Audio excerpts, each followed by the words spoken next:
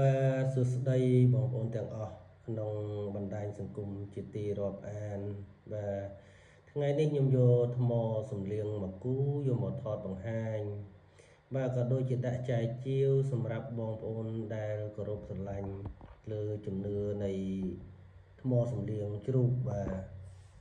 ទនេះគឺជាថ្មសំលៀងជ្រូកតែជ្រូកនេះមិនមែនជ្រូកព្រៃទេបាទ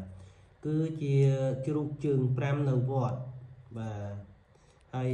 តូចល្មមតែតាន់ចង់អស់ហើយបងប្អូនតាន់ចង់អស់ហើយបាទហើយនេះលោកចងអំបោះក្រហមតែឥឡូវនេះខ្ញុំស្រាយអំបោះក្រហមនឹងចេញបាទ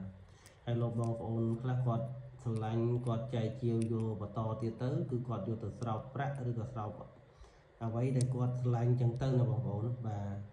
ជាប្រភេទថ្មសំលៀងជ្រូកជើង5នៅវត្តហើយប្រវត្តិជ្រូកជើង5នេះមានប្រវត្តិ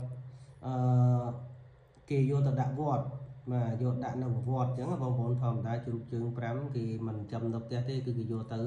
ប្រឡែងនៅវត្តបាទថ្ងៃមួយមានបងប្អូនអ្នកចិញ្ចឹមជ្រូកបាទចិញ្ចឹមជ្រូកច្រើនណាមកត្រង់ហ្នឹងតាមដែលលោកប្រាប់ថា150ក្បាលបាទហើយគាត់ក៏បានបាទចាប់ជ្រូកនេះយកទៅពីវត្តហើយយកទៅដាក់ជាមួយនឹងជ្រូកដែលគាត់ចិញ្ចឹមហ្នឹងបើយើងនិយាយឲ្យអាក្រក់ស្ដាប់បានន័យថាគាត់លួចជ្រូកពីវត្តយកទៅអញ្ចឹងណាបងប្អូនបាទតាមសម្ដីលោកប្រាប់ថាបានមកយប់ជ្រូកដែលគាត់ចិញ្ចឹម150ក្បាលនោះងាប់ទាំងអស់បាទជ្រូកហ្នឹងគឺងាប់ទាំងអស់បន្ទាប់ពីលួចជ្រូកជើង5នេះយកពីវត្តទៅពីវត្តទៅណាបងប្អូនបាទហើយបន្ទាប់ពីជ្រូកគាត់ងាប់អស់អញ្ចឹងគាត់ក៏ភ័យហើយយកជ្រូកនេះមកលេងនៅវត្តវិញអញ្ចឹងណាបងប្អូនហើយជ្រូកនេះក៏នៅវត្តនឹងរហូ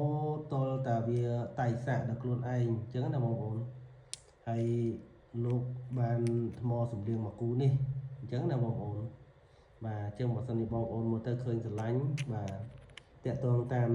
លេខ Telegram របស់ខ្ញុំ070 911 999ហើយមានតែមកគូនឹងទេបងប្អូនបាទតាំងពីខ្ញុំចេះឆ្លាញ់វត្ថុស័ក្តិសិទ្ធិមកជ្រូកជើង5នេះខ្ញុំមិនដែលបានទេហើយនេះគឺជាប្រភេទជ្រូកជើង5ថ្មសំលៀងជ្រូកអញ្ចឹងណាបងប្អូនបាទសូមអរគុណសូមជម្រាបលា